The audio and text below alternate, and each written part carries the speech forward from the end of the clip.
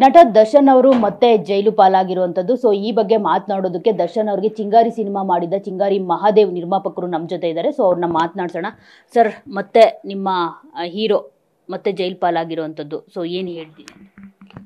But ಇದಾಗಿರೋದು ಇಂಡಸ್ಟ್ರಿಗೆ ಒಂದು loss ಆಗಿದೆ ಅಂತ ಹೇಳ್ಬೋದು. ಯಾಕಂದರೆ ಇಂಡಸ್ಟ್ರಿಗೆ ದೊಡ್ಡ ಲಾಸ್ ಅಂತ ಹೇಳ್ತೀನಿ. ಯಾಕಂದರೆ ಅವ್ರು ಇದ್ದಿದ್ದರೆ ಅಟ್ಲೀಸ್ಟು ಥಿಯೇಟ್ರವ್ರಾಗಲಿ ಕಾರ್ಮಿಕರಾಗಲಿ ವರ್ಷಕ್ಕೆ 2 ಸಿನಿಮಾ ಮಾಡ್ತಿದ್ರು, ಅವ್ರಿಗೆಲ್ಲ ಕೆಲಸ ಸಿಗ್ತಾಯಿತ್ತು. ತೊಂದರೆ ಆಗಿದೆ ಕಾರ್ಮಿಕರಿಗೆ, ಚಿತ್ರಮಂದಿರದವ್ರಿಗೆ. ಸರ್, ದರ್ಶನ್ ಅವ್ರ ಲೈಫಲ್ಲಿ ಯಾಕೆ ಪೆಟ್ ಮೇಲೆ ಪೆಟ್ಟು?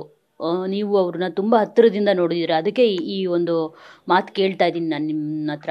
ಸೊ ಯಾಕೆ ಈ ಥರ ಆಗ್ತಿದೆ ಅನ್ನೋ ಒಂದು ಪ್ರಶ್ನೆ ಕ್ರಿಯೇಟ್ ಆಗುತ್ತೆ ಸರ್. ಯಾಕೆ ದರ್ಶನ್ ಅವ್ರ ಲೈಫಲ್ಲೇ ಈ ಥರ ಆಗ್ತಿದೆ ಅಂತ ಹೇಳಿ? ದುಡುಕು ಸ್ವಭಾವ ನಮ್ಮ ಒಬ್ಬ ಮನುಷ್ಯ ಯಾವತ್ತೂ ತನ್ನ ತಲೆ ಕೆಲಸ ಕೊಡದೆ ದುಡುಕ್ತಾನೆ. ಈ ಥರ ಅನಾಹುತಗಳು ನಡೀತಾ ಇರ್ತೀವಿ. ಮನುಷ್ಯ ಅಂದಮೇಲೆ ನಾವು ದುಡುಕಿರ್ತೀವಿ, ನೀವು ದುಡುಕಿರ್ತೀರ. ಬಟ್ ಯೋಚನೆ ಮಾಡಬೇಕಲ್ಲ ಯಾತಕ್ಕೆ ದುಡುಕಬೇಕು ಅಂತ. ಅವ್ರಿಗಿರೋ ಲೆವೆಲ್ಗೆ ಚಿತ್ರದುರ್ಗ ಒಬ್ಬ ಹೆಸ್ಪಿಗೆ ಫೋನ್ ಮಾಡಿ, ನೋಡಿ ಈ ಥರ ಆಗಿದೆ, ನನ್ನ ಫ್ರೆಂಡೇ ಯಾರೋ ಪವಿತ್ರ ನನ್ನ ಫ್ರೆಂಡು, ಅವ್ಳಿಗೆ ಈ ಥರ ಆಗಿದೆ ಅಂತ ಹೇಳಿದರೆ ಅವರು ಕರೆದಿ ಅವನ ಮೇಲೆ ಆ್ಯಕ್ಷನ್ ತೊಗೊಂಡಿರೋರು. ಇನ್ನು ಅದನ್ನು ಬಿಟ್ಬಿಟ್ಟು ನೀನೇ ಕಾನೂನು ಕೈಗೆ ತೊಗೊಂಡಿದ್ದು ತಪ್ಪಲ್ವಾ? ಹೇಗಿರ್ತಾ ಇದ್ರು ಸರ್ ಚಿಂಗಾರಿ ಟೈಮಲ್ಲೆಲ್ಲ ದರ್ಶನ್ ಅವರು? ಈಗ ಹೇಗಿದ್ದಾರೆ ಅದನ್ನು ಡಿಫ್ರೆನ್ಷಿಯೇಟ್ ಮಾಡೋದಾದರೆ ಏನು ಹೇಳ್ತೀರಿ ಅಂತ? ಚಿಂಗಾರಿ ಟೈಮಲ್ಲಿ ಚೆನ್ನಾಗಿದ್ರಪ್ಪ, ನಮಗೂ ಅವ್ರಿಗೂ ಬಾಂಧವ್ಯ ಚೆನ್ನಾಗಿತ್ತಮ್ಮ.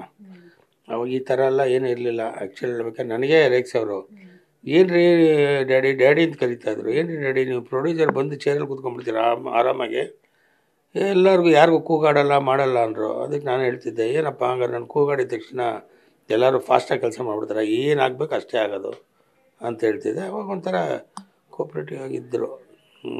ನನಗೇನು ಅವರಿಂದ ಏನೋ ತೊಂದರೆ ಆಗಿಲ್ಲಮ್ಮ.